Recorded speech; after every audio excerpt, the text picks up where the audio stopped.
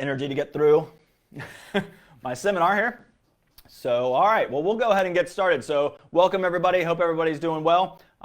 Today we're going to be talking about how to sow seeds because there's lots of different options there. And we've got lots of tips and tricks and techniques that I think will help you be successful in starting seeds. I do think starting seeds sometimes scares people away from it. And then they typically will say, well, maybe I'll just go buy the plants, which I think is a great option as well. You know, if you've got a smaller space or you're only trying to feed a couple people, just buying some transplants that have already been started is a great way of just doing that, and that's easy, and you know you've got success and you're going straight into the ground and you're ready to roll. But in our discussion that we just had in our last seminar, and you can always check out all of our recorded seminars on our website, we talked about the fall vegetable garden, and the fall vegetable garden is coming upon us now, and we want to start seeds, and you can direct sow a lot of those seeds, which makes it very exciting. It's a very exciting time to do that. And so we're going to talk about how you can direct sow seeds as well as starting them in a tray or a pot for transplanting, for moving them into the ground. Or into a raised bed or into a container. So that's a great thing. You don't have to just do vegetable seeds. There's lots of other seeds you can do as well. So you can do flowers and herbs. So when you come into our locations here in Virginia Beach, when you look at our seeds, you'll see them organized by groups into flower seeds, so ornamental plants. And then you'll have an herb section with all the different types of herb seeds, and then you'll have our vegetable seeds. And so always kind of checking those out will also help you kind of determine what time frame we're in as far as what to seed. And so like right now, if you came in and you looked at our vegetable seeds, you're going to see lots of spinach and lettuce and radishes and carrots and beets and turnips because that's what season is upon us. So if you came in and you saw a ton of tomatoes and peppers and cucumbers and squash, you would know that's the season that's upon us. So that kind of helps you know what season that we're kind of going into and what you can be planting right now. We'll always have a bigger selection of what we think is the best thing to choose. So as I mentioned, we're going to discuss a lot about how to direct sow, how to do transplants, how to start your plants. Timing is going to be involved with that. Watering, storage, if you want to store some plants or store some seeds, how to correctly store your seeds. But the first thing I want to talk about is frost dates. So frost dates are very important to understand because whenever, and you're probably going to hear me say it multiple times throughout this seminar, is how important it is to know your frost date and to use that frost date to help determine when you're going to start your seeds or when you're going to plant your seeds, whether you're direct sowing or starting in a tray or for transplants. So knowing your frost date is very important. So let's first start and say that what is a frost? So when does a frost occur? Frosts occur when the temperatures at night go below 40 degrees. So we're talking kind of in that variable time frame. Now, frost can occur throughout the winter, but when we're starting to kind of get the itch of planting, or we're starting to get worried about can we still get a crop, or can we still plant these to get the seeds to mature or get the plants to mature before frost hits, this is what I'm talking about. And so a frost will occur when the temperatures go below 40 degrees at night, there's no wind, and there's no clouds. So if you have a cloudy night and it gets just below 40, gets to 37, 36, then what happens is the heat that's in the soil stays. It takes longer time for it to come out of the soil, and therefore you typically won't get a frost. If you got wind, then the frost can't settle on your plants. So below 40 degrees, no wind, and no clouds. That's the recipe for a frost. Now, what are our dates and what is everybody's dates? They're variable. And if you check any websites, if you look out there, you're going to see lots and lots of different guesses, I guess you could say, because they're all estimates. This year we had a late frost. April 18th was our last frost, I believe was the date. So that's pretty late. And typically I always tell people April 15th. So for the Virginia Beach area, for the Hampton Roads area in general, I always say April 15th. It's an easy day to remember because it's tax day. So April 15th is your last frost. And then the first frost would be Election Day, November 3rd. So it's kind of an easy 2 days to remember. Now, if you're looking at Virginia Beach exclusively, I typically could say April 10th, maybe even April 5th would be our first frost. Our late frost, our first frost would be November 10th almost. Maybe even November 15th. So again, this is variable, and that's important to kind of know. that, you know, Mother Nature, we can't control Mother Nature. All we can do is kind of be at her mercy. And so she dictates whatever it is that we might get each year. But it does help knowing kind of the general guidelines of those dates. So I'm going to specifically talk about Hampton Roads area. I think I saw somebody was in Richmond, which might be a little bit further back, meaning your frost date is going to be your first frost, or your last frost, I should say. Your last frost is going to be probably closer to April, 20th. So it's going to be a little bit later in the season, so you just got to keep that in mind. But you can do some research and find out your exact frost dates, and again, just know that they're variable, but it just gives you a kind of a time frame to kind of say, okay, this will help me for my dates to know kind of when I need to start my seeds or when I need to go and direct sow. So that kind of helps. I just kind of want to throw that out there because I'm going to talk about frost dates a lot. Knowing your zones does help in this, but zones will tell you if a plant will make it through the winter or not.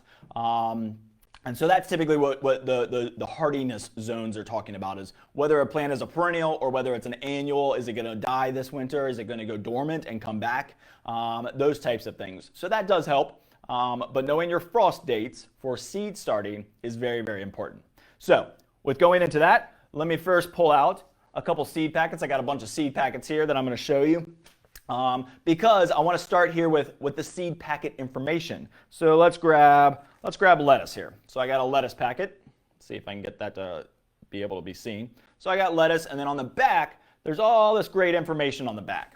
And so what it's got on the back is going to be a short description. So I'm going to read you Butter Crunch lettuce, one of my favorite lettuces. It says, heat tolerant and bolt resistant with rich green leaves that form a tight head with a creamy center, crisp and delicious. So it's going to give you a short description. It's going to be different for everything, whether it's, pansies or whether it's cilantro. It's going to give you a different description, and it's going to give you kind of an idea of what that plant does. Especially important when you're looking at your tomatoes or cucumbers and you want different tastes and things. But if you've ever never done a seed before, or you've never done this type of plant before, it might help you, decide if that's something that you want to do. Then it's going to have some planting instructions, which we'll get into that in a minute. But then it's got all this other information. So I don't know if you can see this on the screen, but see this column here? It's got all these other little information. So it's going to give you the seed depth. So that means how low we're going to plant the seed. So Butter Crunch lettuce is 1/8 of an inch deep. So that is like barely under the soil. I mean, I would almost just put this barely on the top of the soil and maybe just kind of smooth it out and just kind of press it down a little bit so it sinks in barely. You might just do a light little dusting over the top. But that's very, very low. A lot of them are 1/4 of an inch. Let's see, I got tomatoes here. So tomatoes are 1/4 of an inch deep. So we're not talking about super, super deep here. And it just depends on the plant, and depends on the type of crop you're growing or the type of ornamental plant that you're growing. So it's going to have your seed depth. That's important to know just when you're planting, how low to put the seeds, how deep to put the seeds in the soil. Plant spacing is going to be another one. So the plant spacing on this lettuce packet is 12-inch spacing. So that means each plant, so you can see the picture, kind of helps you to identify that as well. So you can see that plant can get, 10 to 12 inches wide. So that's why they're saying it needs 12 inches of space all the way around it. So from the center, it's going to get 6 inches every different direction. So you need 12-inch spaces, and you need 12 inches of space around it. It's also going to tell you your row spacing. And so row spacing is kind of a weird one. I don't pay attention to it too much because it really only applies to if you're doing strict rows of crops. And if you are, then you know row spacing already. Row spacing is really for, how much space you need between this line and the next line so that you can walk down the middle of it. So that's really all they're talking about there, is giving you enough space to be able to harvest and get in and out of your rows. So it does help kind of, identify that spacing, but it's not super, super important for most of us, especially if we're doing it in containers or if we're doing it in raised beds. The purpose of doing raised beds is that you have that 4x4 square space that you can reach pretty much everything from the outside of your raised bed. Or in containers, obviously you don't need no row spacing. And if you're just doing a vegetable garden, you probably know how much space you kind of want in your rows. But that does help if you want it. The information is there. Now the next one is the sprouts in. So this one is sprouts in 7 to 14 days. And that means that your seed should germinate in 7 to 14 days. So that's a week to 2 weeks to get your seed to germinate. Important to know. As we talk about timing, it's very important to know your sprouts in. And then matures in. Now, matures in is another variable one. So when we're talking about maturity date, so this one says matures in 65 days.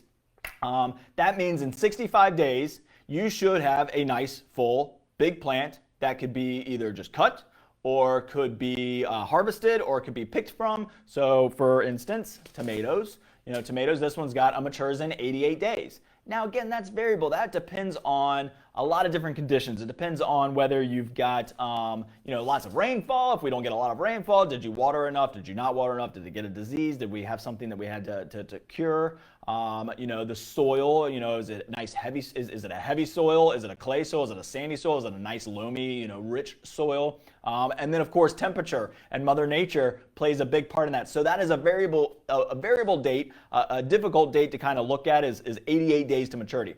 But what it will tell you is, so for instance, this tomato is 88 days. So if I went and planted this tomato now, and this is just kind of going to the timing portion, it's 7 to 15 days to germinate. So let's say I get it in a week. So we've got 1 week, I've got it to germinate. Then I've got 88 days, so let's just round that up to 90 days, which is 3 months. So then I've got 3 months before I should really be able to pick tomatoes, and that's with the best environment. So now we're going into September pretty soon here. We're going to be in September next week. Crazy to think about. So if I planted this now, I should have maturity by September, October, November. Well, guess what happens in November? We get a frost. So would you plant your tomatoes now outside? No, because you don't have enough time for it to mature. Now, when looking at different things, and this is where it gets tricky again, is this one matures in 65 days. So that's about 2 months. And it sprouts in, let's say again, we get it in a week, so 7 days. So we've got basically 2 months and a week to get this to maturity. Now, let's say we plant it now, we've got it, and then by the first week of September, we've got our seedlings, and then it should mature by the end of September, all the way through October, and then the first week of November is when it should mature by. Now, you would say to yourself, well, that's our first frost date in this area is November 3rd. So now we've got a frost. Well, guess what? Lettuces like it cool. So you got to know your crop. You got to ask those questions. You got to talk to us. I don't know if I grabbed. So yeah, here we go. Milkweed. Milkweed, I think a lot of us know. I grabbed this one just because we love our monarch butterflies. But milkweed is going to sprout in 20 to 25 days. And then it's going to mature at about, 60 days. So we've got almost 3 months of time there. And then again, we're in November, but butterfly weed is going to have to go dormant to come back each year. So in order for it to go into that dormancy, it needs to be an established plant. We need to give it a little bit more time. So a lot of those are variable things. You need to probably talk to us and ask some of those questions. Now, this goes into the planting portion. So let me get my Butter Crunch lettuce back here. Now on the back of your seed packet, it's also going to give you a little definition on the planting requirements. So I'm going to read you the lettuce because we're just kind of focusing on this one. Lettuce prefers cool weather. So there you go. Tells you right there. It loves cool weather, so you know you should be pretty safe. Selected location with full sun or partial shade in hot areas. So if you are extreme heats, then you might know that, and now you know that you can plant in a little bit of shade. Sow in early spring or fall, as we get into fall, or in winter in mild climates. So you can actually in mild climates. So if you're in South Carolina, Georgia, maybe even Florida, you can do these in the winter. So then it says keep soil evenly moist for best growth. We'll talk about watering here in a little bit. Thin regularly. What does thin mean? So thin means pulling out some seeds, because the Butter Crunch lettuce, how much space does it need? 12 inches. So let's say we're sprinkling seed. We're going to talk about this when we get into the direct sow part, but if we're sprinkling seed, or if we accidentally drop a little bit of seed and we've got 6 or 7 seedlings in an area that really only needs to have 1 Butter Crunch lettuce, then we need to thin them out. And I always say just make sure to be aggressive with this. I know it's hard to say, oh, I got to pull this plant out. You don't have to do it right away. You can wait till it gets a little bit maturity for something like Butter Crunch lettuce. I might wait 2 or 3 weeks or 4 weeks, and then I can use those little baby greens in a salad. So instead of thinning and throwing them away, I can still pick my best one a month from now, because they don't need as much space until that. And so as they start to get a little bit bigger, then it's okay, now I've got to get my thinning done, and I can use those little baby greens. So always just keep that in mind.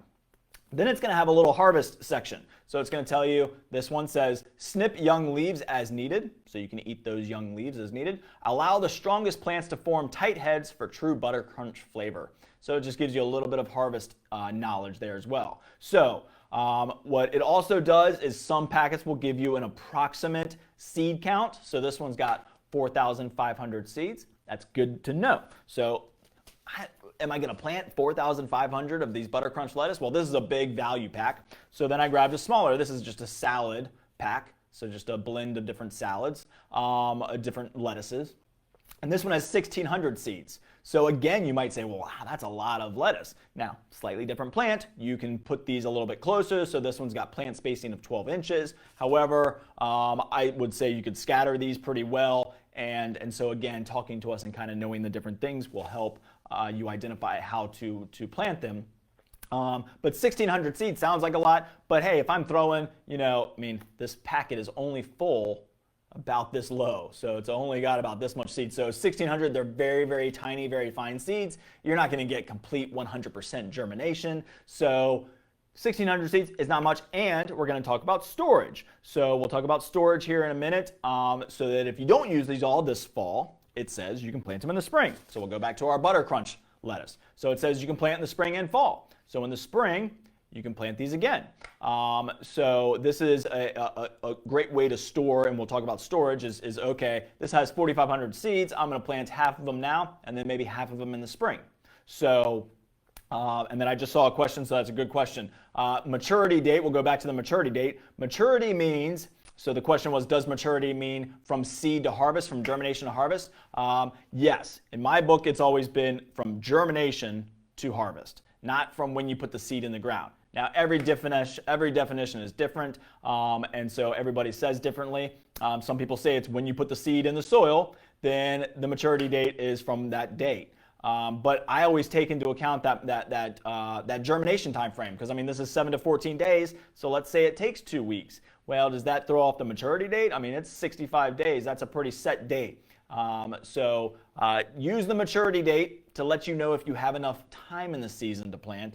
But don't stick to that maturity date, because a lot of us might say, well, maturity date means I don't touch it until it matures. Well, I think we all know that sometimes with tomatoes, or especially cucumbers, we'll get some early fruit sets. And so that's okay. And so, we're going to get some earlier fruit. That's fine. Maturity date on a cucumber, this one is 60 days. So I think most of us, if we've grown cucumbers, know that within probably the first month and a half, maybe 4 to 6 weeks, you might be getting cucumbers.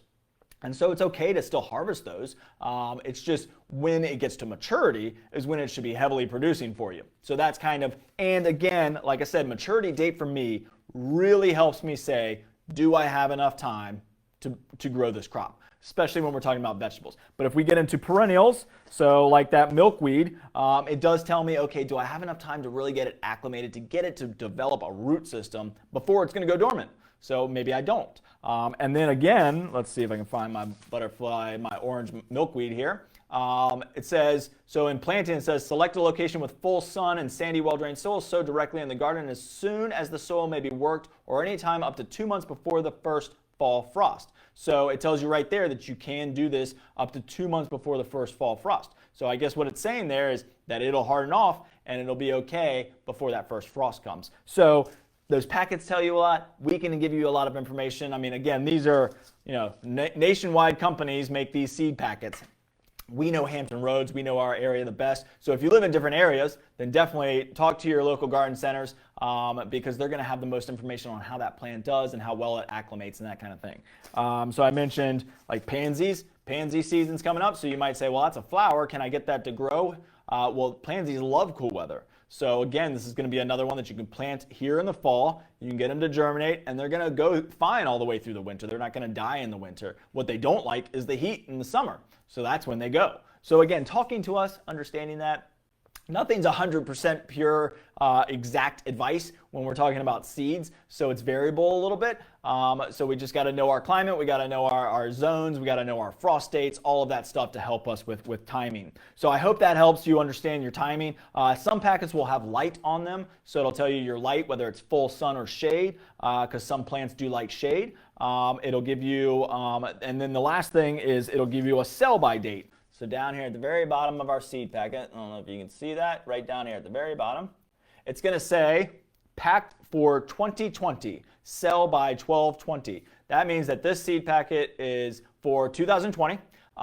Doesn't mean that it's going to go bad in January 1st of 2021. So, but what I like about this, and I'm going to go into the seed storage side of this real quick, is that helps me identify how old my seed is. So if I'm storing seeds, and I'll tell you what I like to do. What I like to do is store them right here in the seed packet. It's a paper packet, which means that if a little bit of moisture gets in there, the paper should wick that away a little bit. Some people might store them into an envelope as well, put them into another, like just a regular mail envelope, just a white envelope. You can just stick it in there and you can label it if you want to. These are my flower seeds, or these are my carrot seeds, or whatever it might be. So you can do that. I'm gonna stick with my butter crunch lettuce packet here. So that helps you. Now this one, interestingly enough, says packed for 2021, sell by 12/21. So we've got our seed in already for next year, while we still have some seed left over from this last year. So these we won't buy again until probably the spring, because we know that's the best time to plant. There's just some still lingering around. Still has a sell by date of 12/20, but this one's a sell by of 12/21. So when I go to pull out my seed packet, I've got the information, I've got all my planting instructions right there. I don't have to rewrite anything. It's got a little envelope kind of top, so just be careful, or you can just do a nice little cut on the top, and then you can I wouldn't seal it or anything, just make sure it stays upright. The way that I love to store these is just like in a metal tin, just kind of in a nice, dark, cool place. So that's my best advice. Somewhere that's not gonna get moist, somewhere that's dark, so we don't have a lot of sunlight, and then it's cool, so we don't want it to get really too warm. So we want it to be in that room temperature is fine. 50 degrees would be ideal, but you can't really get 50 degrees. So a lot of people might say, well, what about the refrigerator? Refrigerator is okay for short storage. I don't love it for long-term storage. I feel like a lot of refrigerators, I think we all know, can get some condensation, can get some moisture levels in there. And so then I get worried, and then you got to seal them in jars, and then it gets kind of complicated. And I think a lot of people talk about powdered milk, putting that in the seeds, or around the seeds, or into a paper towel, put some powdered milk in there, and that helps absorb moisture if it gets in there. Well, that sounds like a lot of work to me, so I'm just going to store them in a nice room temperature, dark, cool place, somewhere that I know can stay in that 70-degree range, right in that, upper 60s to low 70s is what you would be fine with. And then I've got all my information right here on my seed packet. It's going to tell me, okay, this is 2021 seed. So when I plant this fall and get my butter crunch lettuce, and then I plant it next spring, I'm still within that same year time frame. Now, what happens to the germination? The germination every single year is going to go down a little bit, and I don't know exactly that amount. It depends on the seed. Every seed is kind of different. So I can't remember. I know there are some like onion seeds. I didn't bring an onion packet, but onion seeds really are probably pretty much no good after a year. However, some other seeds can last up to 5 years. Some can last 2 years, 3 years. So it kind of just depends. And you can do a test too. It's very easy to do. Just take 10 seeds, put them on a wet paper towel, put them in a Ziploc bag, put them in a warm spot. It should stay moist for about the germination time frame, and you can count your 10 seeds. Let's say you get 7 out of 10 growing, you got a 70% germination rate. Is that okay for you, or would you rather just buy new seed? If you get all 10, it's 100%. If you get 20, or if you get 2, you got 20% germination, and then by that point, you might as well just get rid of your seed. I usually say 70% is okay. 60%, I'd buy a new seed, because you'll have more hassle than it's worth when you go to plant a row, or if you go to plant a bunch, and you're only getting 60% of what you plant. And again, germination goes down every year. It goes down a certain percentage depending on the type of seed. Very variable, but just knowing that does kind of help. And I like doing that little test. It's an easy one to do, just kind of like we used to do back in elementary school. You just take your seeds, put 10 of them on a paper towel, and then you can count up how many actually germinate, and then that will help kind of know what your percentage of germination is going to be. And so that's good knowing if I go into 2022 or 2023 with this packet of seeds, then I'm going to say, okay, maybe I need to just get new seeds. We're not talking a very expensive investment here $2.79 for 4,500 seeds. It's a pretty good little investment, so if you run through them, great. I would say just keep on sowing them. If you want extras, just keep doing it. So seed storage does help if you want to do that, especially if you're storing your own seeds. So if you're storing your own seeds, let's say you're growing I think I saw somebody mention earlier that they might be growing heirloom tomatoes and you want to store your seeds. So this is a little bit of a trickier process, and I'm not going to go into great detail in this. If you do want to do this, I know a lot of us probably don't, but if you do want to store your seeds from your crop this past year, what I typically do is let a tomato naturally fall off the vine. So let it try and go through its natural process. Let a cucumber naturally fall. Once it falls and hits the ground, then you know that that's when the plant would typically, the fruit would typically kind of mold and kind of biodegrade. And then it's going to go into the soil, and then the seeds are going to sink down in the soil, and then it's going to come back in the spring. So that's typically what it's going to go through. So try and emulate what it's going to go through in nature. So take your plant, let a tomato, I always say let a tomato naturally fall. It's going to be kind of squishy, it's going to be kind of nasty. Go take it, get your seeds out of there, and then dry them as completely as you possibly can. Put them in a sunny window, put them in the sun. I wouldn't bake them, I wouldn't do anything like that. Just let them naturally dry, and then store them like you would store any seed. Just like I mentioned, just go ahead and store them. So again, it's variable. Like let's say you're going to do a black-eyed Susan or a sunflower plant. All of those things, just let them do their natural thing to the point where they're dropping seed. Now with a sunflower, you might have to get out there and get it a little bit early before the birds get to them. But just kind of let it do its natural thing. I think a lot of people, I won't get into too much detail here, but like for apple trees, I think a lot of people, oh, well, let me just let me take these seeds out of the apple.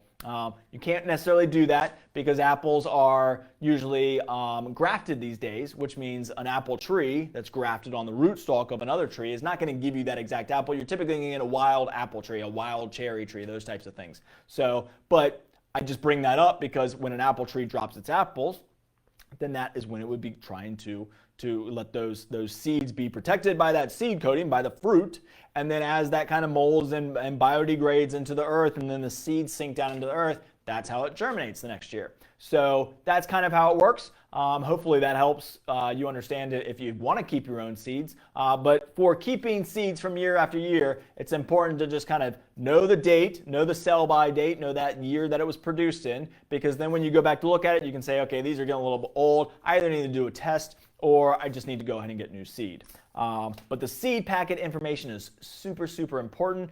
Keep an eye on that. Read it over a couple times. It's very, very helpful. And then, so that kind of helps with that. All right, so now I'm going to talk about direct sowing and seeding for transplants. So I'm going to talk about direct sowing first. And the reason I want to talk about that first is because with my last seminar, we talked a lot about the fall vegetable crop. So a lot of those are going to be lettuces, carrots, radishes, beets, lots of leafy greens like Swiss chard or spinach, one of my favorites. So a lot of these you can direct sow because we're in the fall season.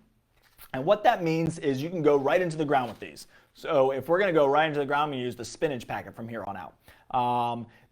So if we want to direct, or we don't put these right into the ground, in the fall season, we know we're okay with that because the soil temperature is up. We know we've got warmth. And so we know it's going to germinate pretty quickly. And so that really, really helps us understand that. Now, if I were going into the spring and I wanted to do an early spring crop of spinach, then I would probably start them inside because then we're talking about either January or February that we'd be starting these seeds and doing transplants. So I'm going to talk about that when we get to the transplant portion, but I just want to throw that out now.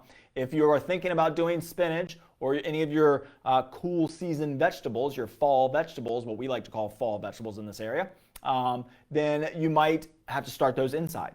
But direct sowing right now is very, very easy to do. What you have to basically do is, again, just follow your information here. We've got 1/2 inch seed depth. So we want to put this 1/2 inch down in the earth, which usually what I'll do is if I'm doing rows or if I'm doing a raised bed, I just sprinkle the seed and then I put a little bit of soil over top of it. It makes it nice and smooth. So for your direct sowing, then that's what you can do is just make sure you got your planting depth right. Now, pretty much all seeds can be direct sown. So if we're talking about, I'm going to jump around here. If we're talking about cucumbers, then all we got to do is just know, okay, well, our frost date, we got to make sure our soil temperature is right. Soil temperature on your summer vegetables is typically above 55, 60 degrees, which our soil temperature doesn't get very, very low in this area. And you can always look at the Chesapeake Bay temperature. That's my best advice. If you go onto a website and just look up what's the temperature of the Chesapeake Bay right now, that'll tell you kind of a general average of where our soil temperature might be. And so that helps you know when your seeds can germinate. Plus your frost date. Well, we definitely aren't going to plant these anytime before our frost date, April 15th. And we're going to give it probably a couple weeks after that to let the soil temperatures rise. So that might be May 1st. Again, a little bit of research, a little bit of planning goes a long way if we're doing direct sowing. The benefits of direct sowing is it's right there. You don't have to move it. You don't have to do anything. We do have to water. So let's go through the kind of the steps of direct sowing. Plant at the proper depth. We talked about that.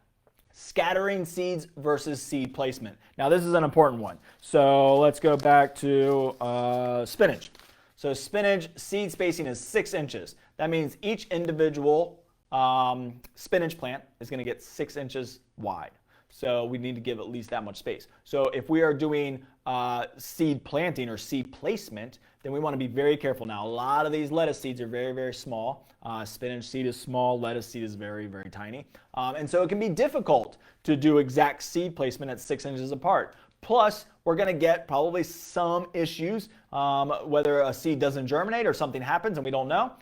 Sometimes a young seedling can get picked up by an animal. That's one of the downfalls of direct sowing is, sometimes these little insects or these little animals will come through and pick up those little seedlings. So you got to protect them from that.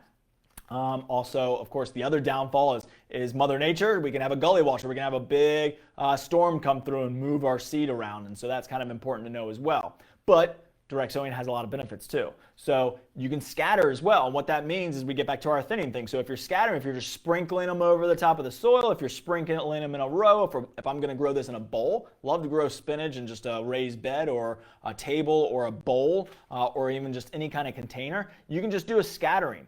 But then what you want to do is go back and doing that thinning process. And what that means is just, again, going back and saying, okay, I've got 10 plants here. I need to get it down to 2 in this space, in this 1 square foot space, a 12 by 12 space. I can only do 2 6-inch plants. So I need to take out 8 of these. Well, I'm going to let them get a little mature so I can use some of those baby greens in a salad or on a sandwich. But once they start to get a little bit bigger and you know that they're looking a little crowded and I need to thin them out for space, be aggressive. Don't try and save them. It's better. So what you want to do is identify the 2 that we're going to keep and say, okay, these 2 look the best out of all of them. They look like they are thriving. So then you would pull all the other ones out. And then, of course, make sure that they're spaced equally. If the 2 best are right next to each other, you got to decide. But that's what the thinning process is. And so you can scatter seed or you can place seed and be very, very close to trying to get them all 6 inches apart. So it's personal preference there.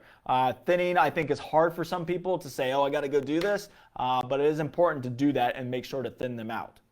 All right, so then now we've got our seeds planted. We want to water. So watering is important. Watering lightly is probably the most important thing. So I love to go to my Dram watering wand. This thing is a must-have. So again, I always talk about this. Whenever I talk about watering, I pretty much pull this guy out. You probably, if you've been to our garden center, if you've been to any garden center, you probably see them watering with this tool.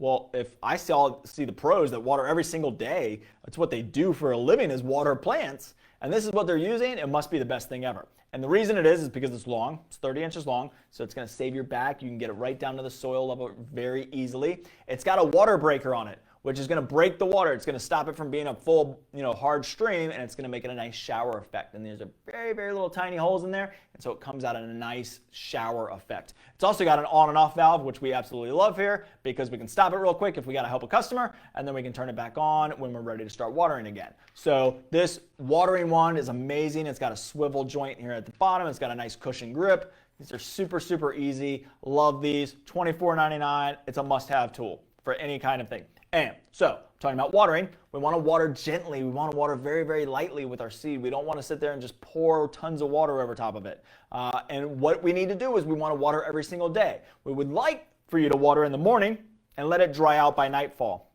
And I always talk about that when I talk about seed germination because when you water in the morning, it gets you acclimated to watering in the morning rather than at night. If you water at night, dampness and darkness can cause fungus. And so if you're constantly going out every evening at 6 or 7 o'clock at night and watering, Plants don't need water throughout the night because there's no sun, there's not a lot of evaporation, those types of things. So they typically won't need a lot of water. Now, if your plants are struggling, if they're hanging on the ground, go out and water them. But just don't get acclimated to watering every single night, because it's better if you water in the morning, because then it can use that moisture throughout the day when the sun is high and maybe the winds are up or the evaporation is high. So it can use that water all day long. And then it goes dry at nightfall so that it can be so there's not a lot of dampness and darkness which cause fungus. So love this dram watering wand. You can also control the rate of the water that comes out of the end by using this valve, so we can kind of put it halfway.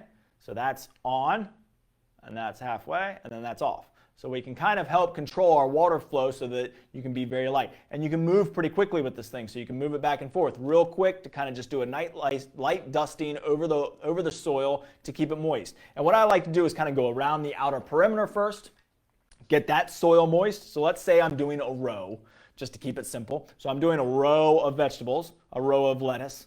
And so I'm going to go around the perimeter of that row first with my watering wand and just make sure I get that soil a little saturated. And then I'll just go over the top a few times. That I'm not washing soil away, I'm not moving anything. And that's a great way of doing it. Now, if we're doing it in a container, then you can use the dram watering wand. You could also use a mister, and we're going to talk about this when we talk about seed transplants, is you could use, like, I love this little watering can. It's got a little spray bottle on top of it too, so I can spray, but it's also a little watering can so I can water. But whenever we're doing seed in a container, especially small containers, and again, I'll talk about this when we get about seeding for transplants, but a mister does help kind of keep that top of that soil moist without kind of moving things around too much. So the best advice is be careful. When you're doing outside, you can also use a soaker hose. Soaker hose is a great way of getting that nice light watering directly down to the seed and down to the plants. Now, this might work better for when your plants are actually growing than seed starting, so just kind of play with it. But soaker hoses are very, very beneficial to the vegetable garden, or to seed starting, or to plant watering. So, but love this dram rain wand. It really is the best thing ever. So you can see it right there. That's the dram, upside down. Dram is the company, and it's called a rain wand. Gotta have one. It's the best tool out there. All right, so watering. So we want to water every morning. Let them dry out by nightfall. That will help break down the seed coating. What breaks down the seed coating is getting damp and that seed expanding as it absorbs the moisture, and then it dries a little bit going into nightfall. And then it expands when you water again, and that constant expansion and contraction is going to break down the seed coating and cause your seed to germinate. Now, what we don't want to let happen is get too dry too long. So if you check your seed, let's say it's on a weekend, and you water it in the morning, and by 12 o'clock it's dry. Well, we don't want that either. We want it to stay moist at least to 3 or 4 o'clock. So if that's the case, then we might need to add a supplemental watering regimen to it. Or if you're not being successful with seeding outside, then we might try inside. We'll talk about that in a minute. But watering light and often is the best way to get your seed to germinate. Once your seed is germinated, once your seedlings are growing, then we should water just in the morning and let it dry out by nightfall. It should be pretty easy to do. And another good way is, and I say this, it sounds complicated, but water about an inch a day if you can, while you're getting your seeds to germinate, and then for the first week after they've germinated, try and water an inch. What's an inch? It's kind of variable again, but just kind of make sure that you're staying moist. An inch of water should get you to nightfall, or should get you through the majority of the day without it drying out.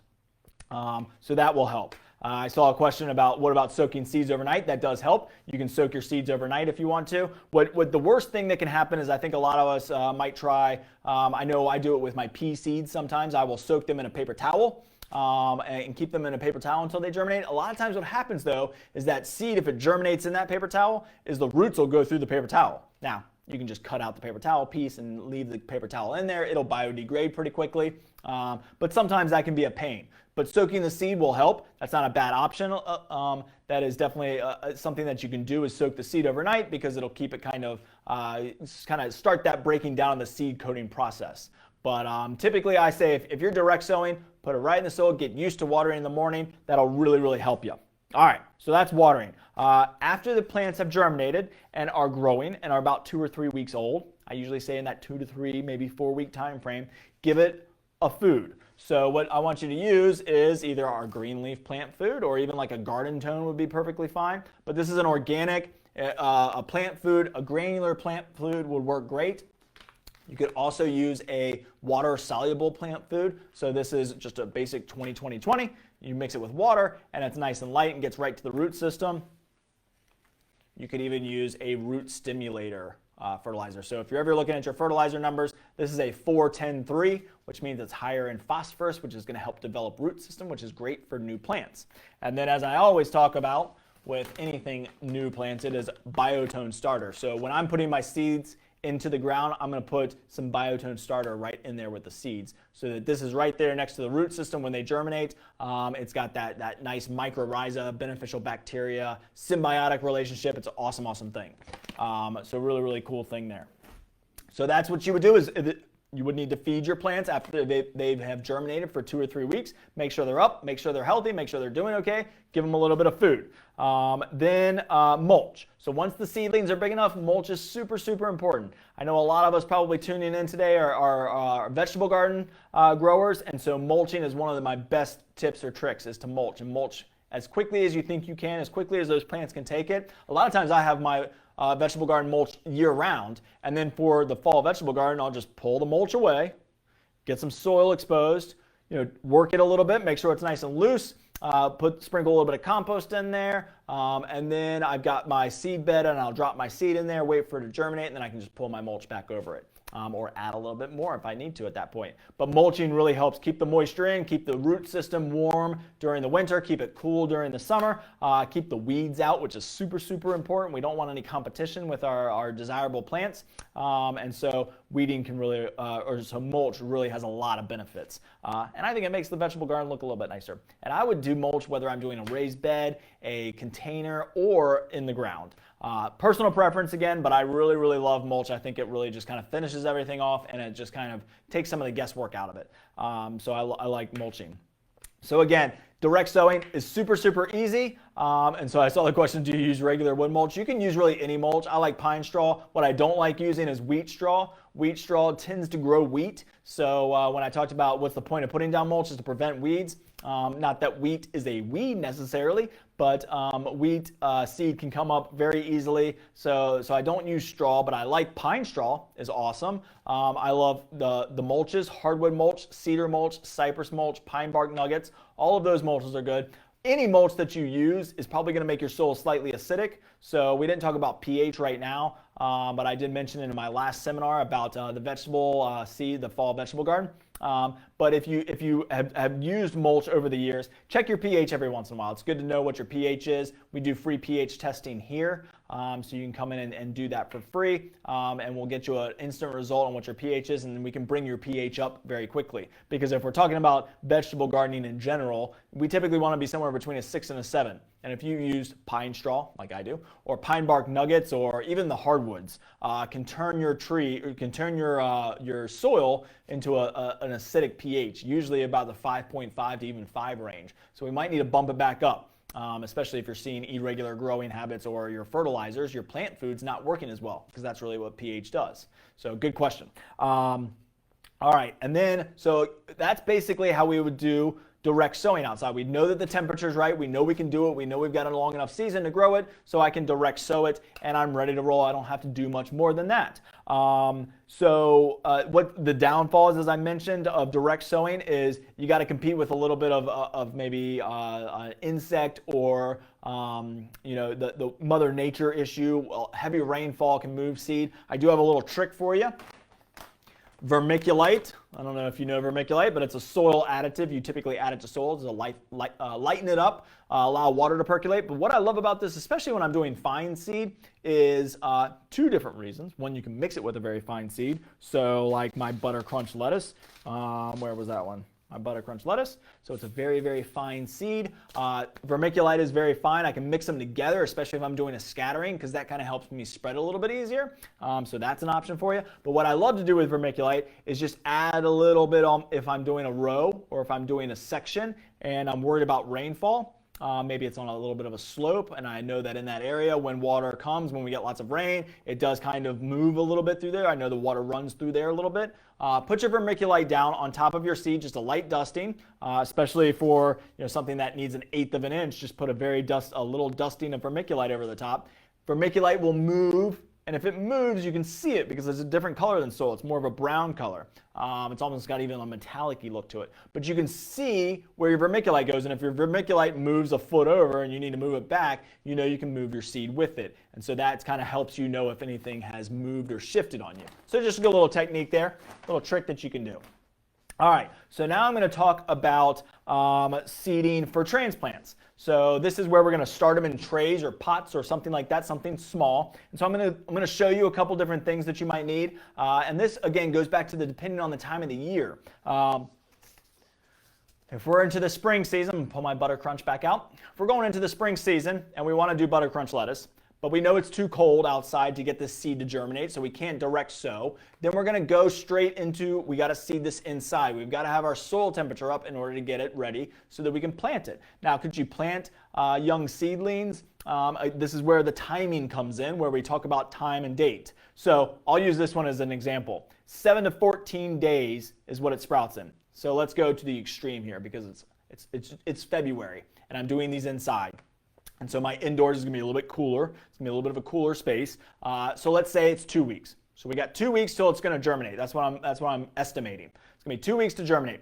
So then it's going to be 65 days to maturity. Now, don't use that number as much in this scenario. It does help me know that, okay, I need at least 2 months of cooler weather. Now, that would mean if I'm going to plant these April 15th, it's my frost date.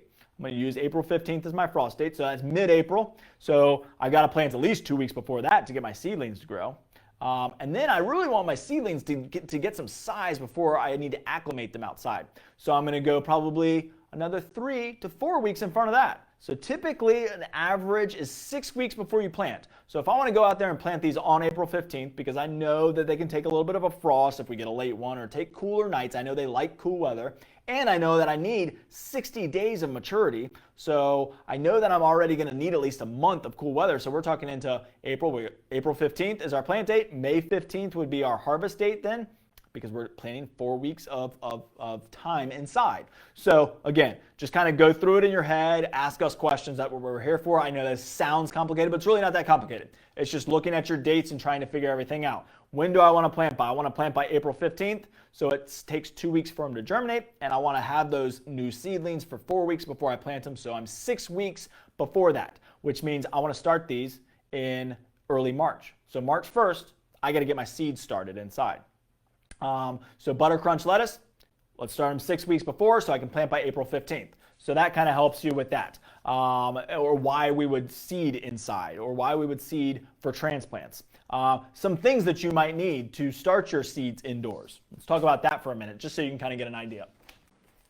Now we carry Jiffy products. Jiffy has been around for a long time. You probably know this very well. So these are peat pots. Love these. You can fill these with a soil, and they're biodegradable. So the nice thing about this is you don't have to disturb the plant. So if I'm growing cucumbers, I might put 3 cucumber seeds in there, put my soil in, or put my soil in first, put my 3 cucumber seeds, mist them, keep them watered, keep them moist. Once they germinate, once they're big enough, then this peat pot can just go right into the ground. I don't have to disturb the root system. So this is a great one. So you got, this one's great because it's got 22 peat pots right there. And this stuff is very inexpensive too. So $4.99.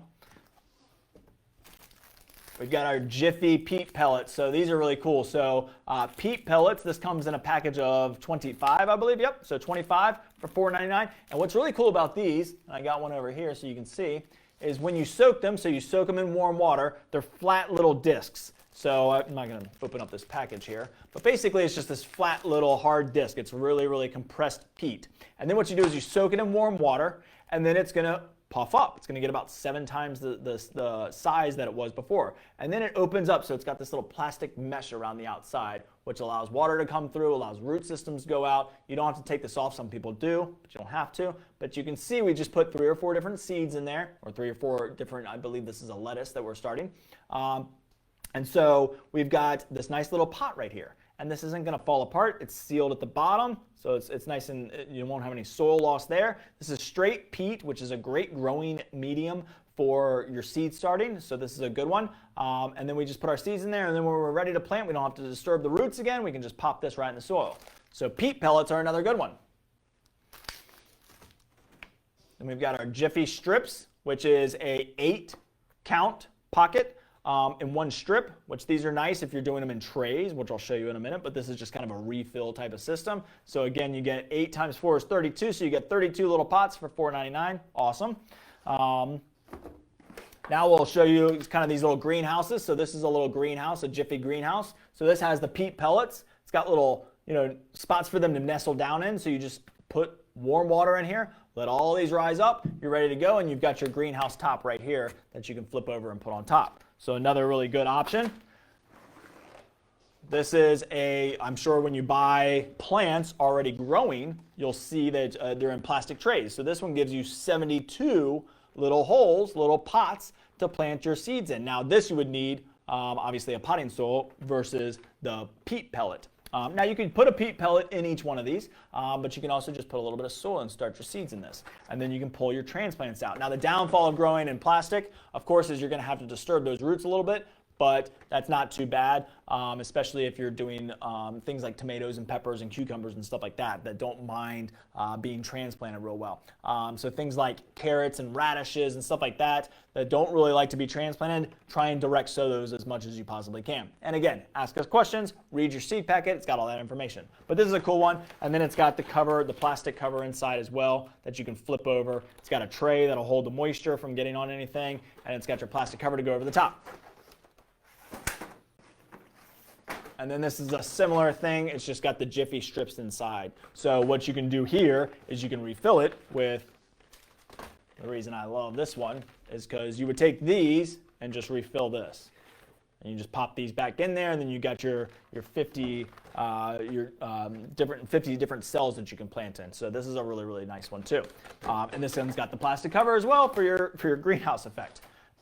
Now what I also want to show you is, if you were growing your plants inside a little bit longer, we also carry these really cool domes. And so this little plastic dome right here is very short. So as your plants get bigger and maybe you're not ready to take them outside yet, this is a really cool dome that fits right over onto your tray and makes your growing space a little bit higher. So, and why do we use these greenhouse? Because what they do is they keep the heat inside, they keep the soil warm, they allow the sunlight to be kind of a little bit more directed right at them if you're doing them in a sunny windowsill or something. It's also got vents in them.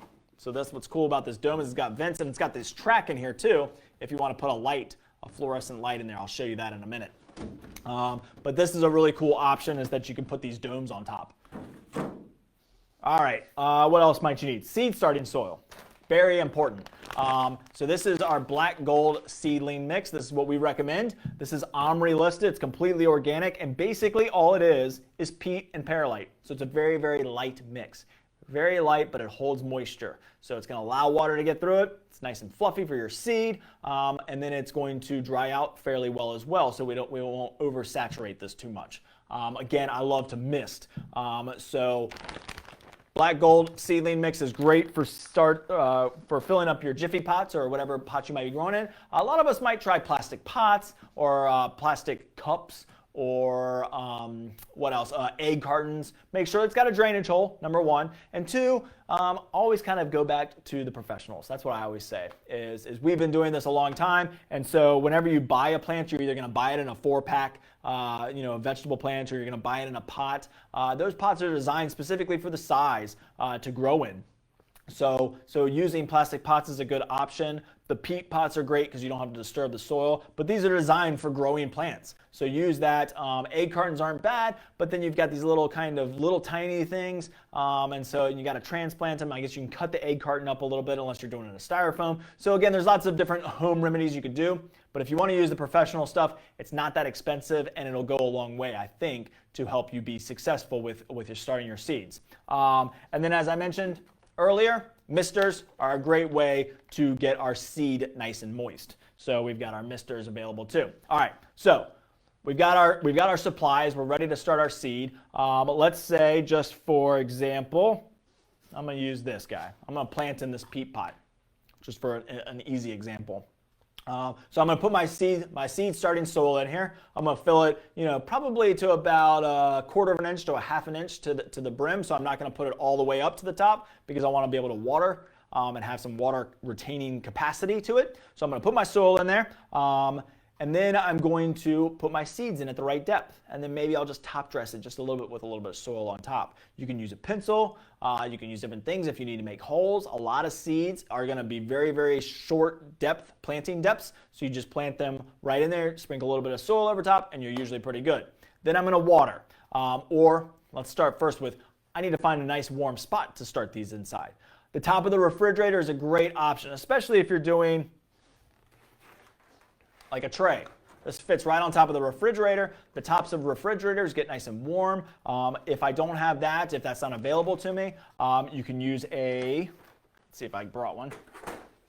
You can use a seed heating mat. So these are cool. So this is a seed heating mat. These are designed to be exactly the same size as a tray. And basically it just keeps your your soil warm.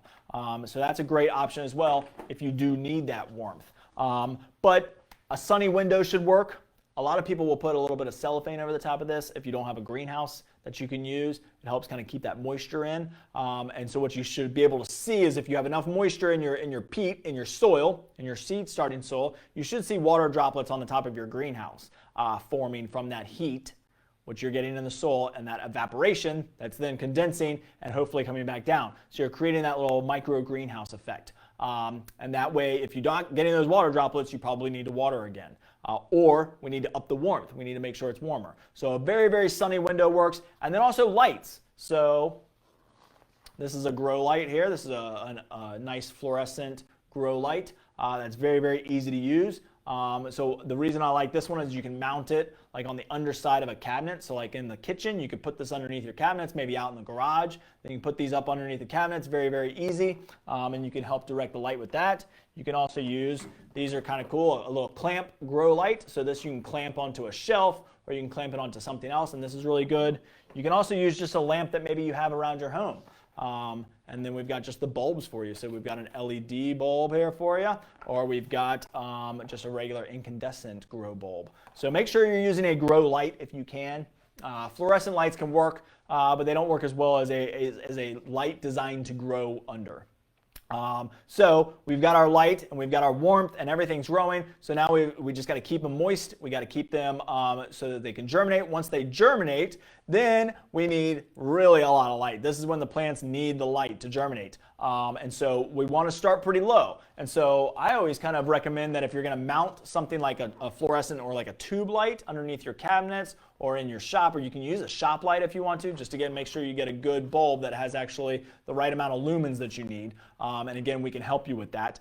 But I'm not going to go into that. That's a whole nother seminar. But this is a good option right here, is just buying a grow light directly from a garden center because you know it's going to be designed to grow your plants. But what I like to do is mount this underneath a cabinet or something, and then instead of putting it on a chain system to raise and lower it, I just like to, rise up my plants. So what I would do is, well, let me just use my peat pot here. Actually, let me use my little seedling over here. This will work perfect. So if I've got this mounted underneath a cabinet, then I would just put this up on books or something, or some sort of riser that gets it pretty close to the light so that it can grow. Because if you leave it way down here, it's going to stretch. It's going to start looking for the light. It's going to try to reach it. So we want to kind of gradually move it down so that that plant can get bigger and bigger. So that's how you would use your grow light indoors.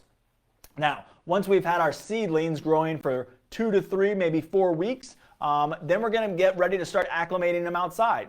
And what that means is you cannot go from an indoor growing space, from a grow light or from a sunny window out into full blazing sun.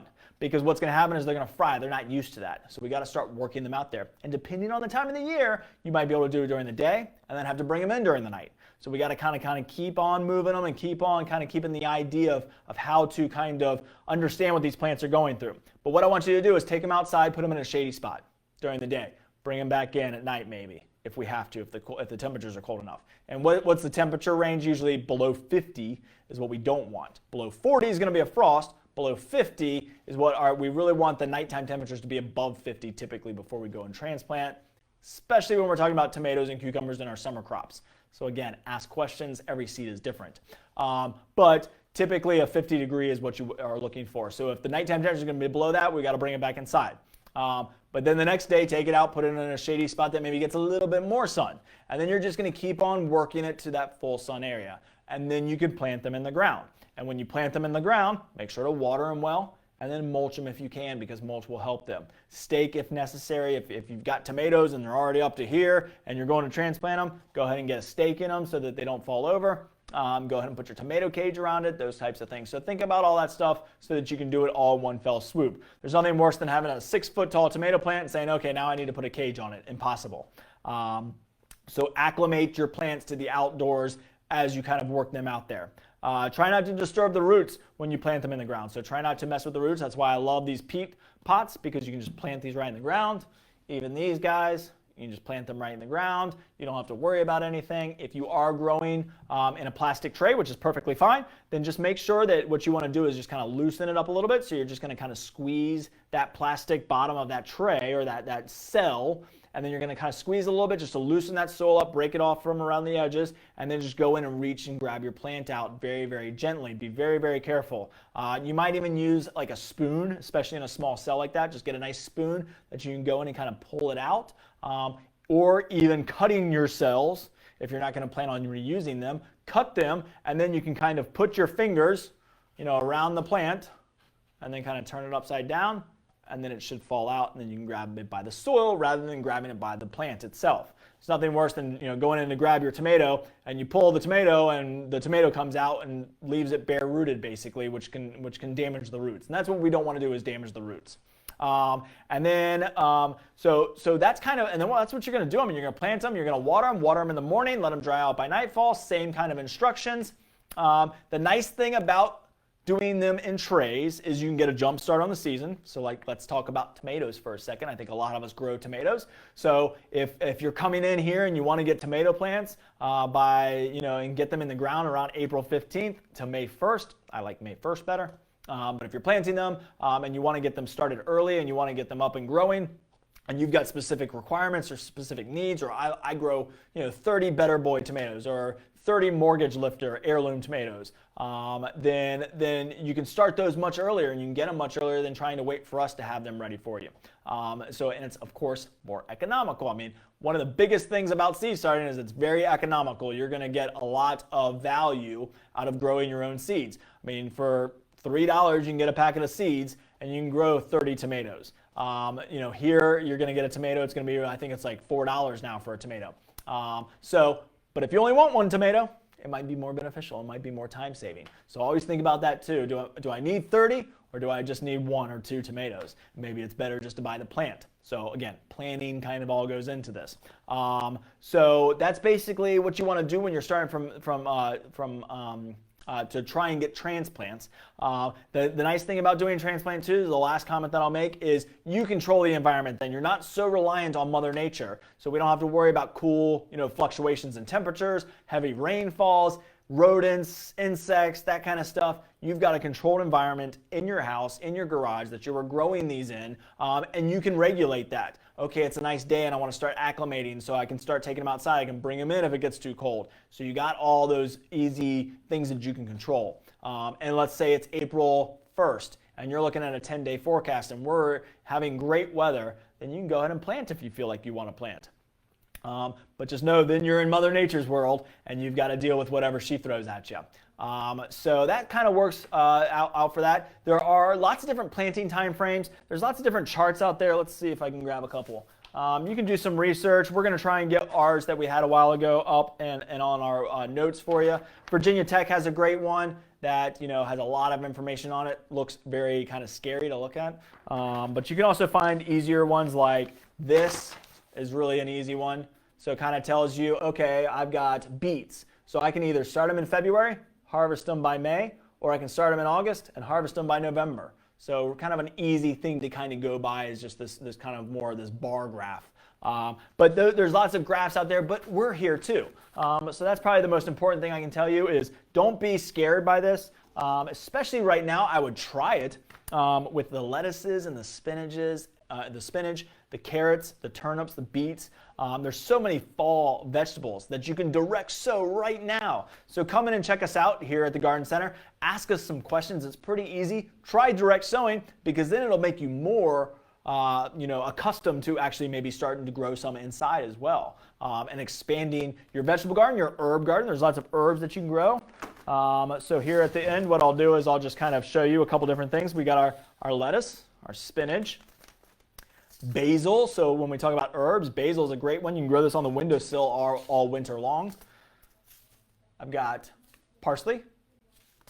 Just kind of going through, I was going to see what other herbs I have. Cilantro. Cilantro I love to do from seed. It's pretty easy to grow from seed. It bolts very quickly. So what I like to do is grab the seed. I don't know, these don't have the seed counts. Oh yeah, 95. So this has 95 cilantro plants in it basically. So I can plant cilantro every 2 weeks, and then that way I've got a constant supply of cilantro because I know it's going to probably bolt on me. I know it doesn't last very long, so I can grow it, I can cut it, and I've got 95 cilantro plants for $2.19. You go buy cilantro in the supermarket, tell me how much it costs.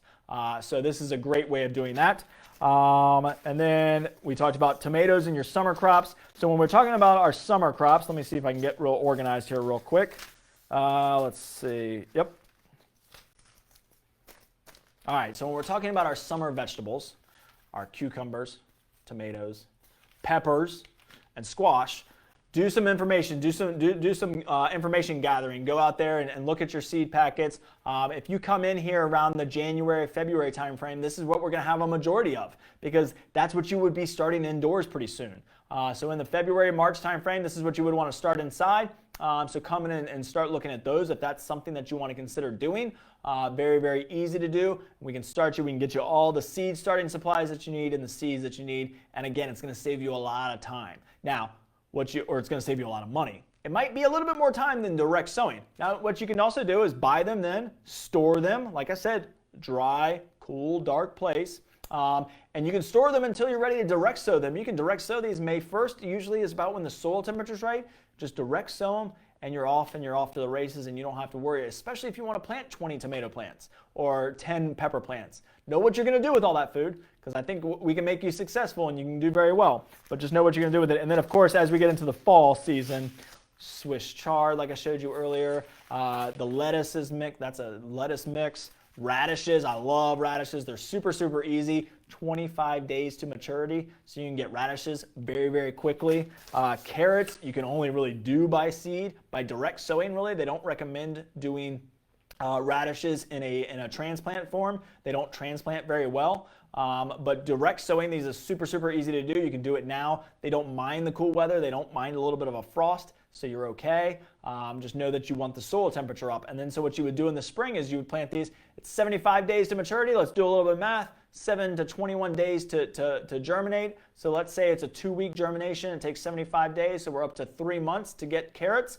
So I can plant these in April 15th, April, May, June, and then by July I'm getting some carrots if we don't get too hot by then. This year would have been a great one to do these in the spring. Love these in the fall. That's why you're going to see lots of carrots for the fall. So carrots are a great option. Pansy season's coming up. I brought these up earlier. Pansies are coming up, so you can start planting your pansies if you want to do them. We don't have a ton of varieties in this. If you want a lot of different variety in your pansies, definitely buy them already growing. That's how I buy my pansies. But if you want to start from seed, there's lots of flowers to do. Maybe you got a feline friend, a cat. Cat grass is super, super easy to grow and lots of fun. I think it's cool looking. It's just this really cool looking grass. But cat grass is a great one to grow. If you've got an indoor cat, they need a little bit of grass in their diet. This is a great one. And then, let's see, I think that's pretty much it. Or I did not mention these. So this is a Wildflower Mixture. So this would be like a scattering seed. You just kind of scatter it around.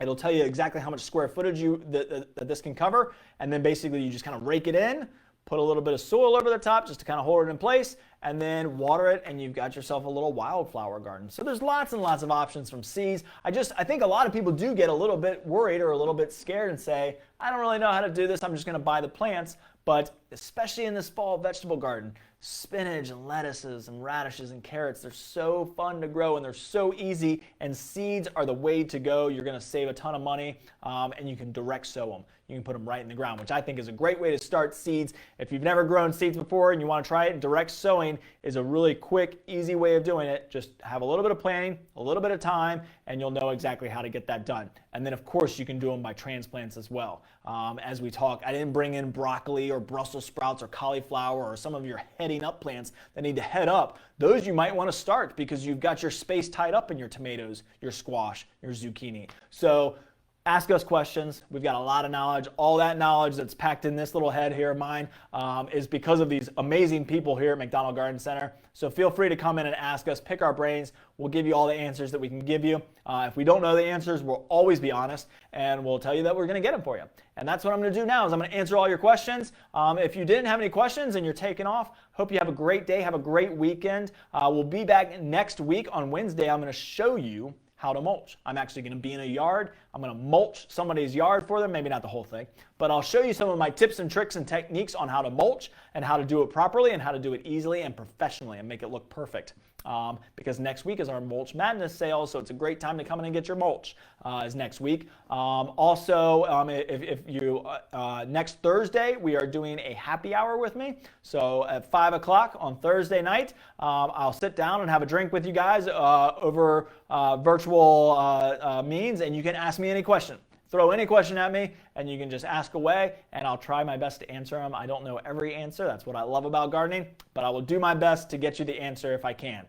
So now I'm going to answer all your questions. Hope you all have a great weekend. If you're taking off, if you're sticking around for me to answer your questions, I'm going to get on it right now. So I'm going to scroll back up to the top here. And some of them have popped off, so if I don't answer your question, please feel free to ask it again. So Tony said, perfect topic as I have saved some heirloom tomato seeds. Awesome, Tony. That's great. So just make sure to store them in a cool, dark, dry place. So Sally was watching from her office during work. Great. All right, so Elisa said, I need to know about heirloom seeds from online. I bought some and I was told they may not fare well in my zone due to them coming from another zone. So heirloom seeds in general should be able to grow in really any zone depending on if it was a perennial or something that you were expecting to get through. But a lot of heirlooms are usually going to be your tomatoes, herbs, and vegetables typically. So your vegetables and herbs are going to be a lot of heirloom varieties.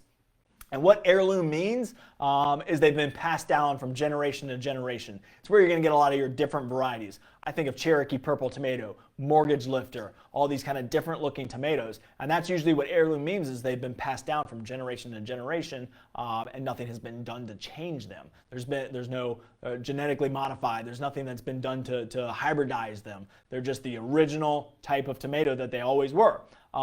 So knowing that, it shouldn't affect your zone. I believe, Elisa, you said you were in Richmond, so I think you would be able to grow most of those. So I wouldn't worry about your zone so much, but knowing when to plant them is important. So read the information on the back of those packets of seeds. Let's say it's a tomato, too late. Squash, too late. If it's an herb, probably can do it, especially if it's parsley or sage or rosemary or thyme or any of those that make it through the winter. If it's basil or cilantro, you're going to want to bring that in during the winter, or you're going to want to wait till the spring to plant those to be able to acclimate them outside. So just kind of know those things, and all that information hopefully that I gave you today will help you know what you can do with that. I was told to wait, although the chart said August planting because of hurricanes in my area. So yeah, I mean, again, weather definitely can dictate what we do in the yard for sure. That hurricane that came through dropped a lot of water on us. So that definitely is what I'm talking about when we have those big heavy storms. We got one last night that came through here in the Tidewater area. Not that everybody got it, but it was small. These little pop-up storms can dump a lot of water real quick and can change your garden, especially if you're direct sowing. So if you're worried about that, of course, you got the option of starting from transplants. You can still do that. And actually right now, you can do your transplants outside. So you can start them outside because the soil and the nighttime temperatures are perfectly fine. You don't have to do it inside. So you can start your seed. I've got a clay pot that I do my cilantro in. And so I'll just throw some cilantro seeds in there, usually 5 of them, just kind of place them around. And then I've got a nice bowl of cilantro in about 3 or 4 or 5 weeks. Excuse me. So that's a great way of doing it. You can just direct sow them right into a pot, and then you're good to go. And then you can transplant it later if you want to. Let's see. So Wendy said our last frost date is May 10th in Southwest Virginia, but it was a full week later this year. Yep, Wendy, we had the same issue here.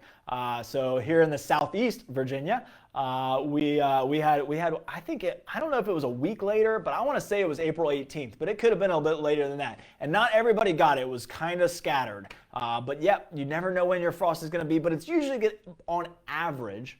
That's your average. That's why they call it their average frost date. Then it gets you kind of close. and it gives you kind of an idea. And you can always look at your 10-day forecast. Okay, it's April 15th or it's April 10th. I'm going to look at my 10-day forecast and say, okay, I don't see a single night that's going to get below 40, so I'm good, I'm clear. If you see one, don't go plant them.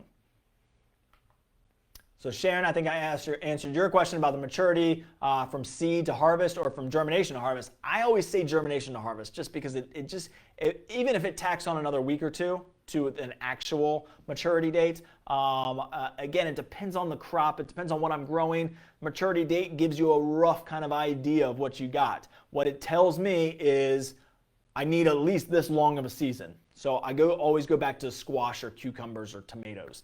If I need 90 days to get to maturity, that puts me into the end of November.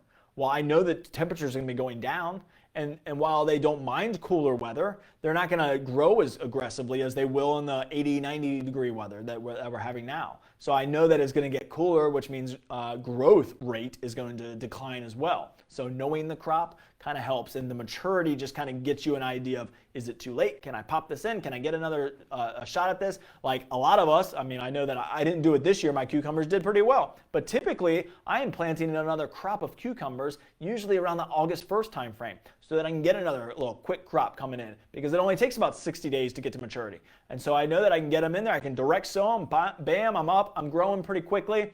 7 days, I'm up and germinated, and then I'm getting some cucumbers again by mid-September. And so that's a great thing to kind of look at too, is okay, I can get another season here. I can do staggered plantings. I didn't mention that. That's another great thing. With seeds, you can do staggered plantings. So like radishes are so quick to get to maturity that you might do one every single week. You might do another little crop, so that you're always kind of getting that ability to harvest and harvest and harvest.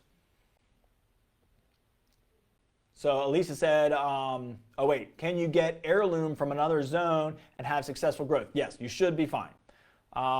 Jeremy says, if a seed requires light to germinate, does that just mean to put it on the surface, or is a light intensity a concern? So light for seed germination is what that's going to do, is keep the soil warm. That's all we're really talking about. So if I'm using a grow light, something like that, that's going to help kind of keep that heat in that soil. That's all we're really talking about. And so light, not so important on germination as it is heat. That's why I said you can get seed to germinate in a paper towel and a Ziploc bag, or you can get it to germinate on top of the refrigerator where you might not have any sunlight.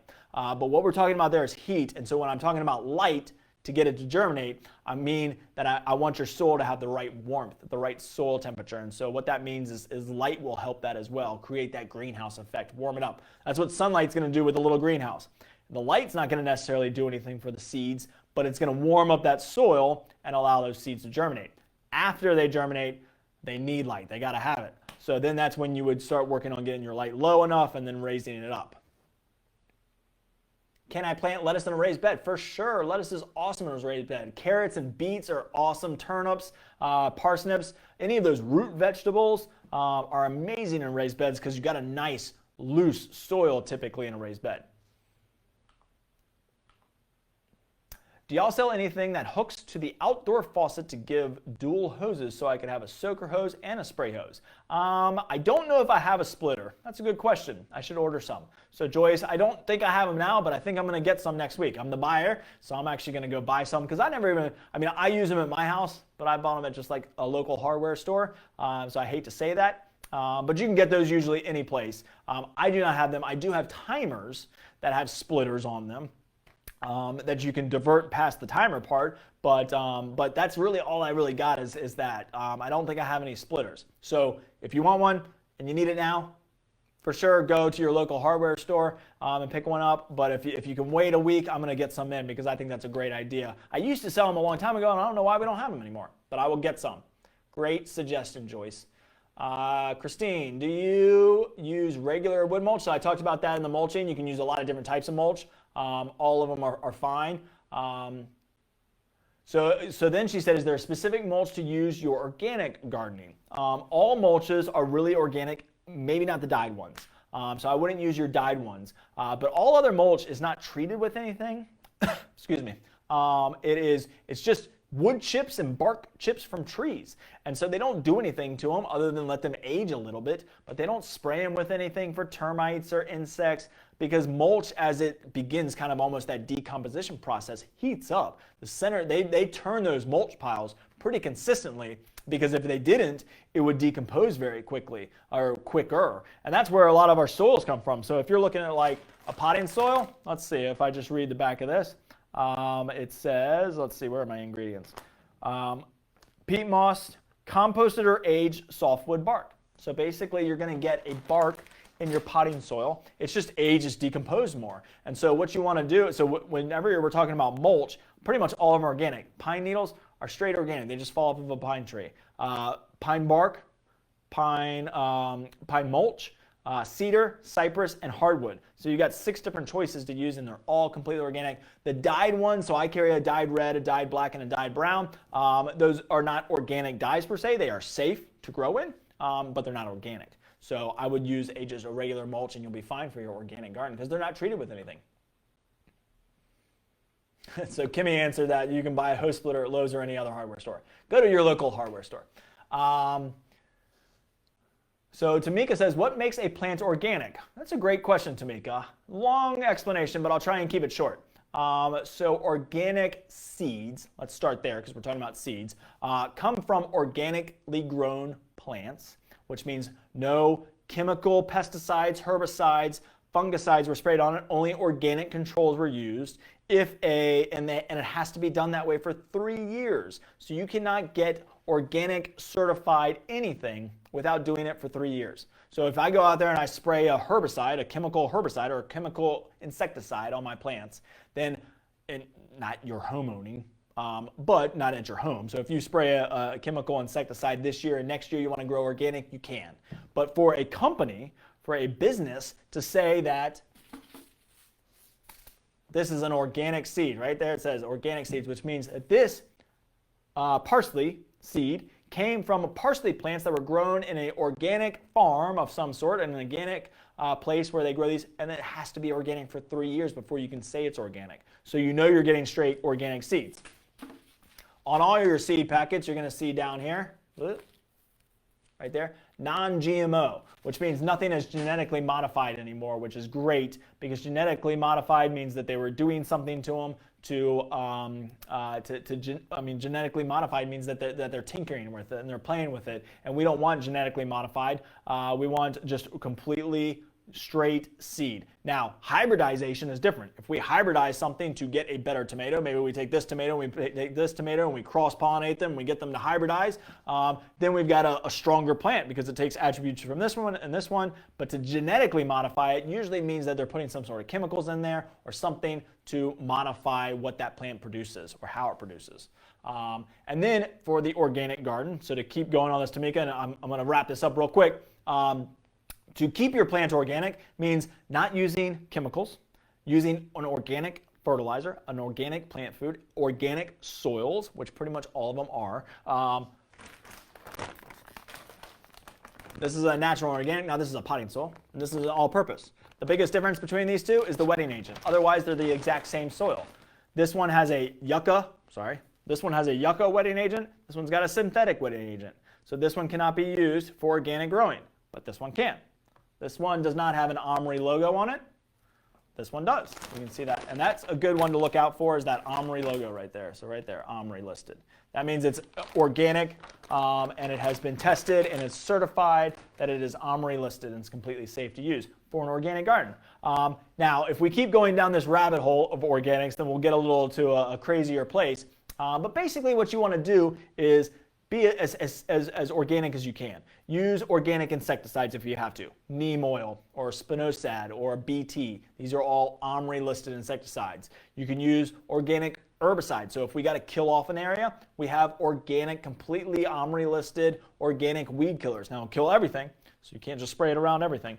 But if you want to start a new bed and you want to do it organically, we can help you do that. And then, of course, there's organic fungicides too. So we can help you treat everything organically.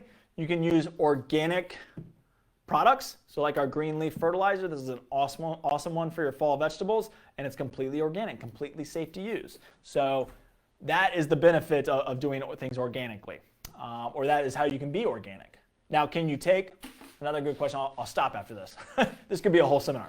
Can you take a seed that is non-GMO but is not organically grown, which means other pesticides might have been used to create the plant that created these seeds? Can you use these and be organic? Yes. It's just going to be organic from here on out. The seed may not be organic, but typically the seed isn't going to store pesticides and herbicides in them. So it's just that the plant that produced these seeds was not organically grown.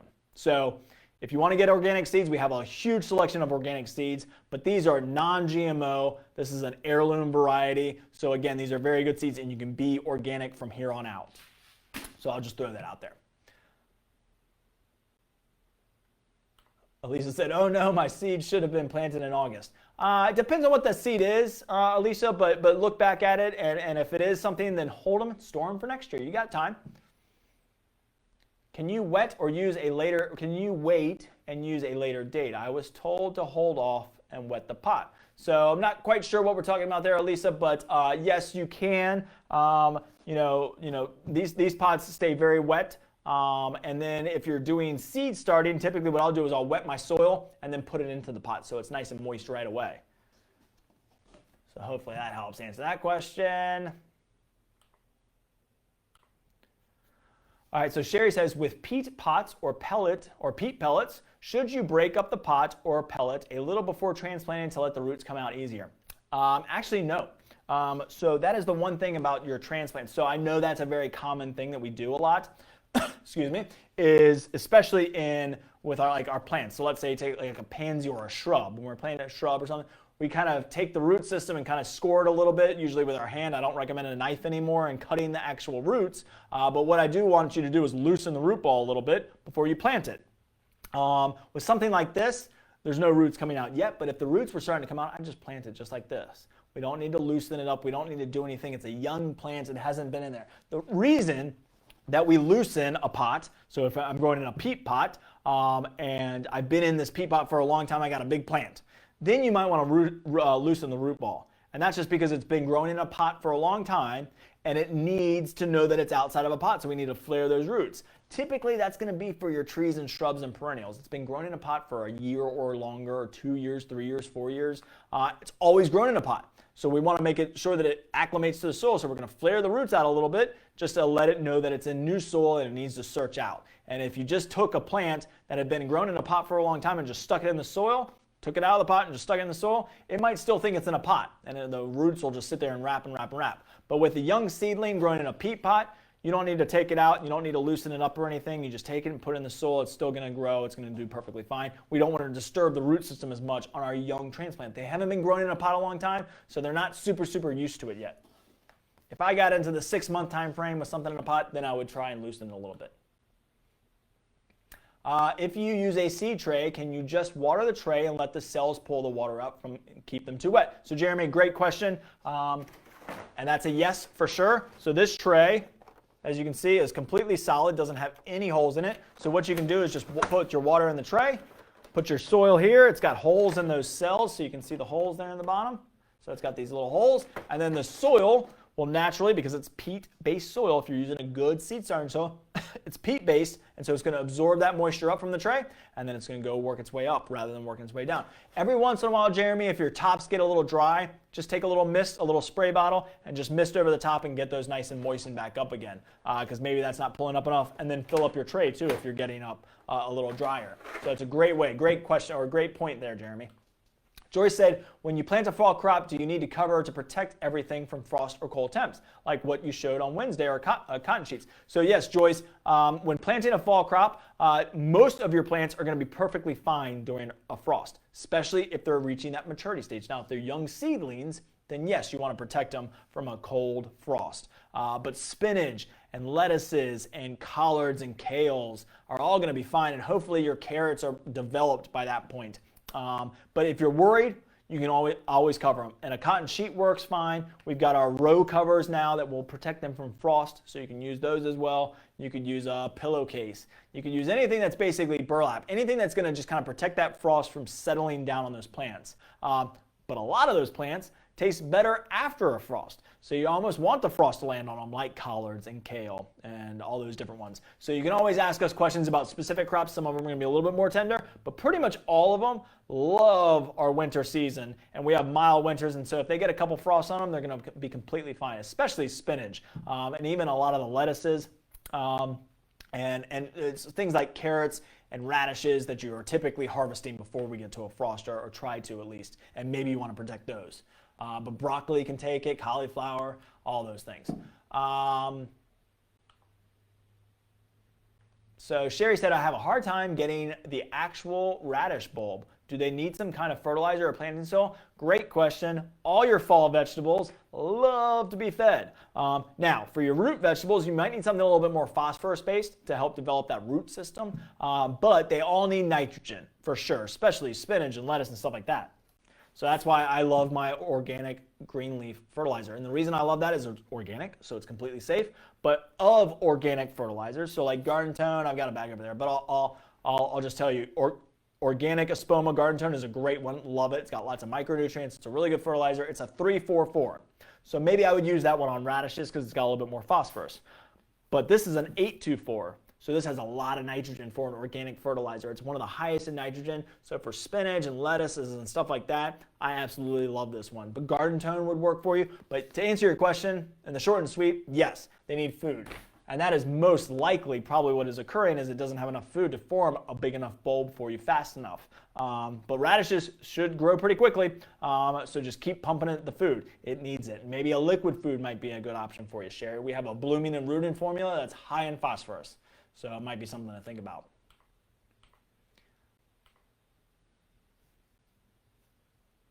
So Alicia, so you're in Florida, 9B. So you actually have plenty of time to do a fall crop. You might even be able to do some of those seeds. If you have heirloom tomato seeds, you still might have a chance to do them. I don't know that zone very, very well, but do some research in your area, Florida, Elisa, for Florida, and see what your frost dates are. And then do some math. You might be able to get some of those seeds, Sherman. You might not be too late.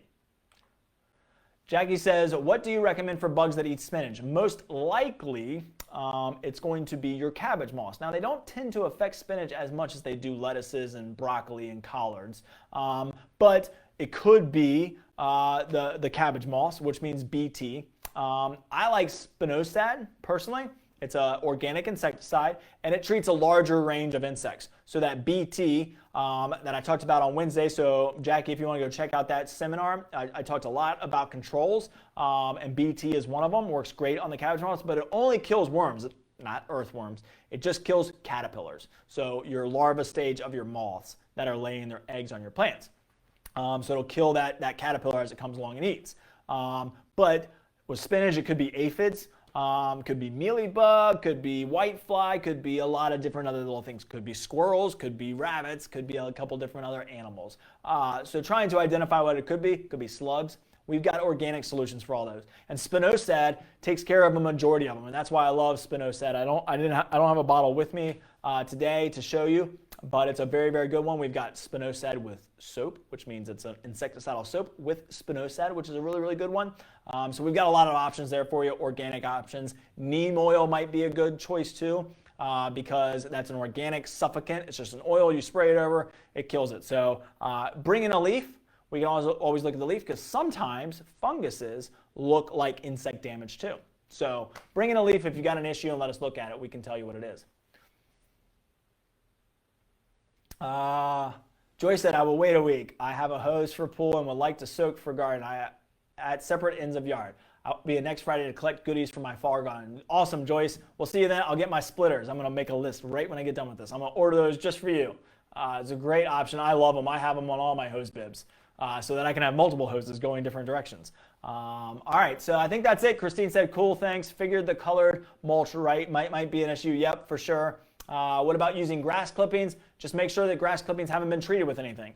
The only downfall that I ever see with grass clippings is they can form a thatch that is good for preventing weeds, but might not help the soil breathe as much. So I personally would put grass clippings in a compost pile, let them decompose a little bit, and use them as a compost rather than using them as a mulch, especially if you've ever sprayed a herbicide or anything on them, because that residual herbicide can definitely be in there.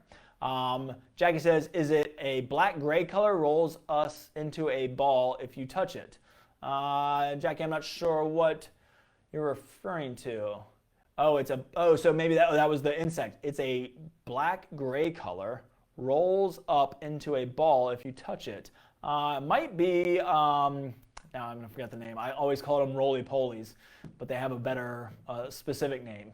But yes, those usually eat dead vegetation. They don't typically eat, they usually eat decaying matter, and they typically aren't going to mess with it.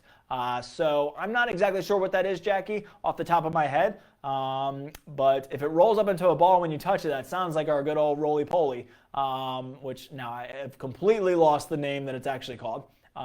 But we can kill them. Of course, we can help you kill them, but typically they're not going to eat the plants. So you might have slugs. Slugs are typically what it's going to come after spinach, or check the undersides of the leaves. You might have some of those cabbage moth larvae, the caterpillars.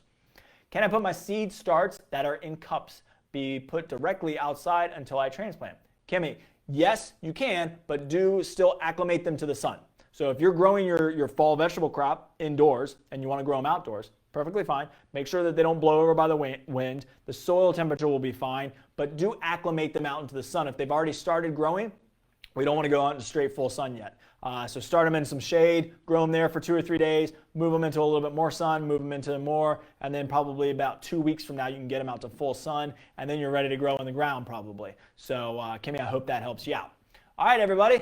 I think that answers everybody's questions. I know that's a lot of information, but really, well, what I said last Wednesday kind of applies to today as well. Sounds complicated, but it's really not. Ask us questions. That's what we're here for. Try them outside right now. Try direct sowing. Do some spinach and some lettuce. It'll be the best you've ever eaten, and you will love it. Radishes and carrots are pretty easy too, and there's a lot of other things that you can try out as well. But I have always been successful with lettuces and spinach, and they're so good in salads. So definitely check us out and see our huge assortment of seeds. And for seed starting, it's really not as hard as you think. Try it.